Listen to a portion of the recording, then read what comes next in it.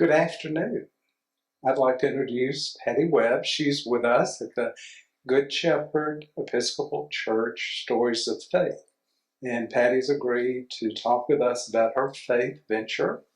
And today we have a series of questions that we'll discuss with her. And the first one, Patty, first, thank you for participating. And the first question that I'd like for you to talk to us about is, when you were a child, what did you think about God, and was he real to you? I think I didn't have a real conscious awareness of God until I was in my later elementary school years. But I had, I think, an instinctive awareness of God through just my love of play with my friends and love of nature. I really enjoyed playing in the backyard with my friends during the summer months. And my family lived in the Lansdowne Merrick area in Lexington. And Lansdowne Merrick Park was right across the street from our house. And I just love to go and run in the park and play on the swings and play basketball. And so I had this real connection to God through nature and through play. And then wasn't until maybe around age 11 that I had like a real kind of conscious awareness of God. Was there anything in particular that stood out during those years that influenced you in the rest of your life, in those early experiences you had? Well, I learned later in my life that there was an instance when I was a toddler.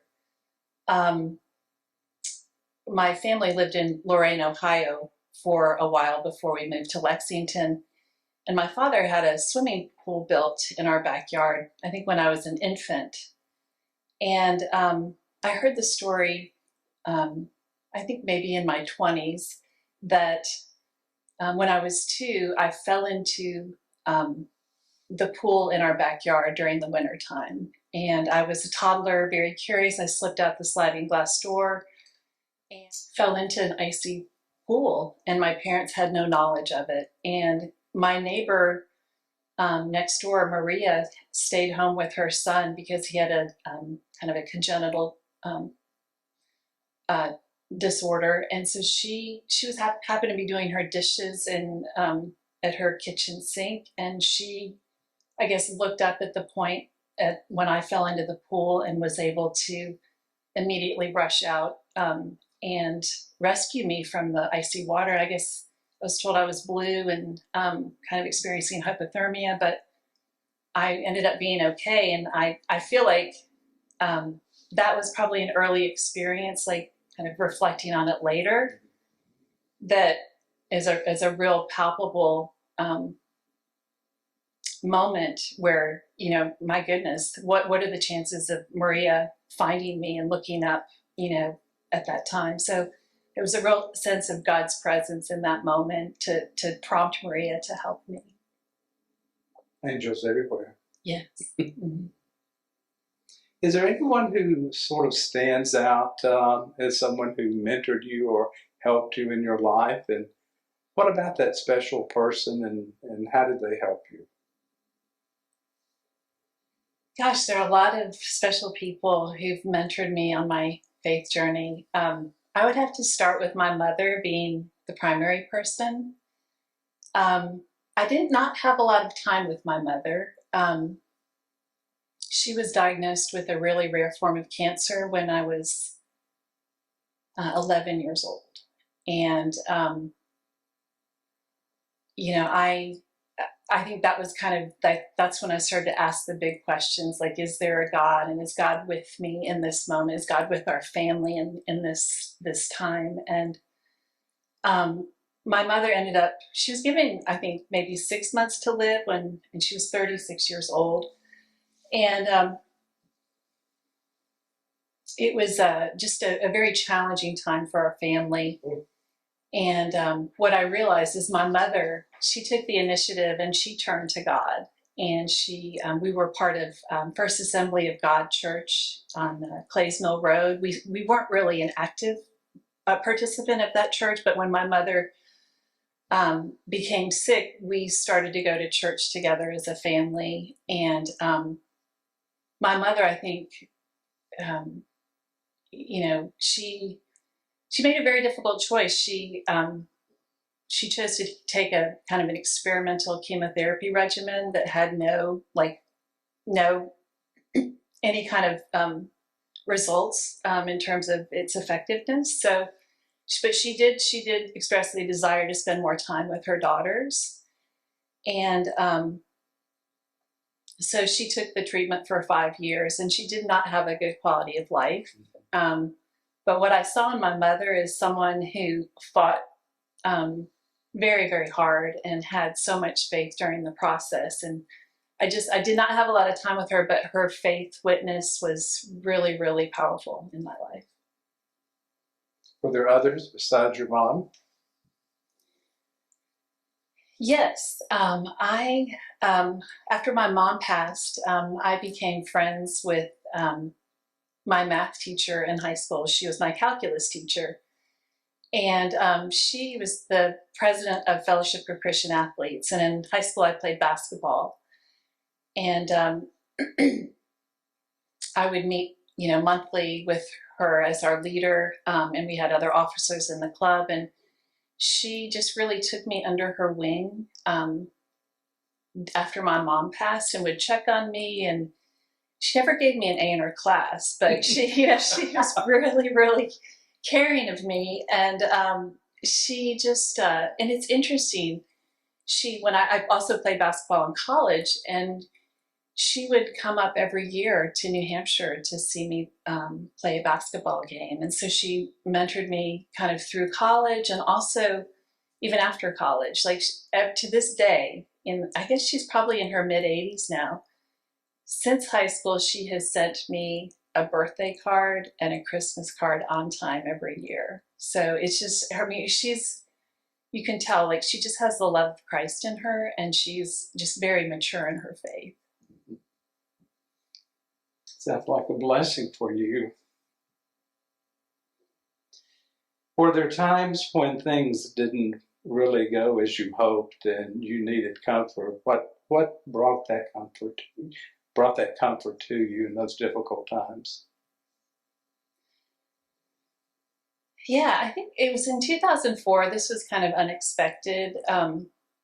My husband at the time, and I made the decision to divorce, and our daughter was 4 years old at the time, and that was kind of upended my world.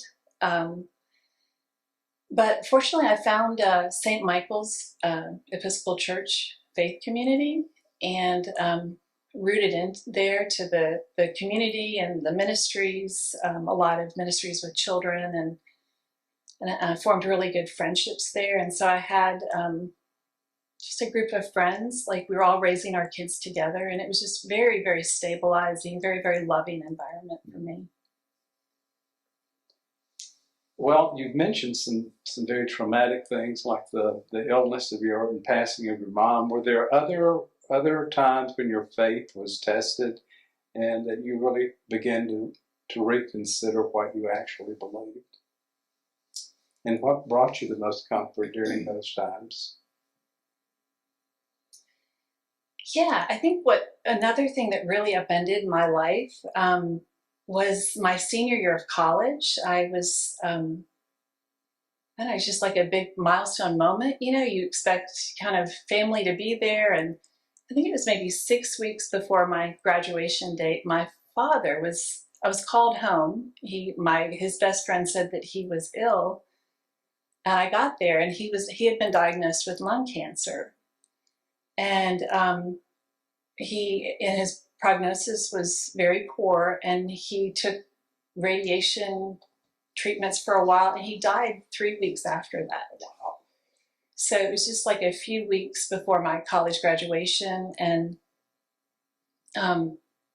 it was just something totally unexpected, and it was very, very hard. And fortunately, I had friends from college, and then my math teacher and relatives who supported me through that time.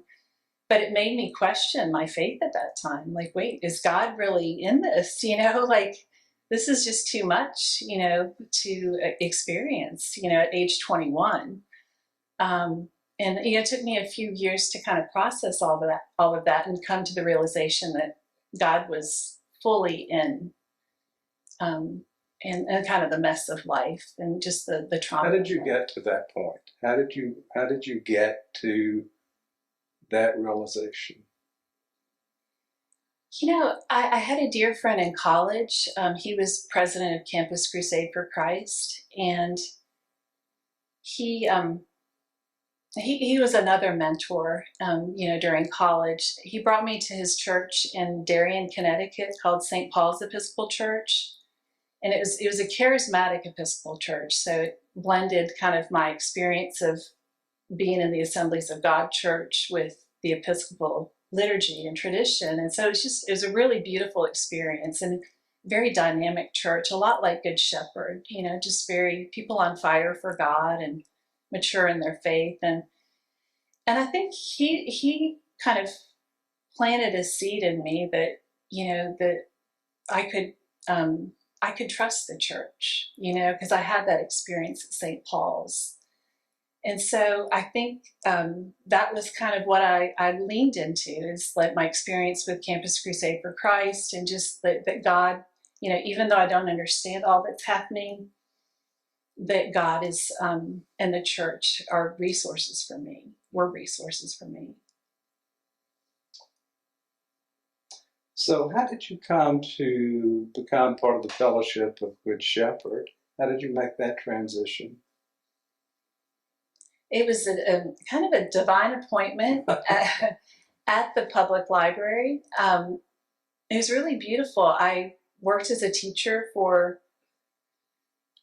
almost 20 years at Community Montessori School, and I knew kind of intuitively that I was ready for a change, and wasn't sure what that was going to be. Maybe administration at the school, not really sure. And I was getting some books, children's books, at the Beaumont Library, and I ran into Father John Hall. I think it was December of 2021. I was getting children's books for a holiday party in my classroom. And we ran into each other at the library, and we said hello, and I thought it was great. And it was kind of a short visit. We all had things to do. And 3 weeks later, he called the school, and our head of school took the message and gave it to me. And he said, I think John Hall wants you to call him. And he said, is this Father John Hall? And I said, that's the only John Hall I know. And so I called him back, and we talked for about an hour. And he mentioned that there was a position as the Minister for Children and Families at Good Shepherd, and just wanted to chat about it a little bit. So it was really, it's amazing how God goes before us and makes these experiences happen. So after that conversation, what happened? Well, I met with Father John, and he gave me a tour of the church. I'd been there previously because of godly play trainings and different events. And a friend of mine had her daughter baptized at Good Shepherd. And then I met with Father Hendry, and that was another interesting interview, and just kind of those intersections of synchronicity where God's hand's involved. Mm-hmm. And then I met with the whole committee, and we discerned together that was the best fit for me to be in the position of Minister for Children and Families. So what's it been like for you in that role? It's been incredible. I am just so amazed with the Good Shepherd community. Our top core values are Jesus is Lord, and love is all. And it manifests itself every day at Good Shepherd. And I mean, the Spirit is truly alive there. And there's sometimes the amount of love that I receive, and that I'm allowed to offer to the day school students and parishioners and the children at Good Shepherd. I mean, it's overwhelming to realize that amount of love can exist in one place, and then also spread out to the community. Sure. We'll have a lot of folks watching our stories, and if you could just share one thing of those who will be watching this, or one bit of advice, or one important life lesson, what would you tell folks? The first commandment, to love the Lord your God with all your heart, all your soul, and all your mind, is a fundamental commandment, and it's done for our benefit as human beings, that we can't really put anything else in front of God, like friends or family or money or material objects. Like really, that place, that first love has to be for God.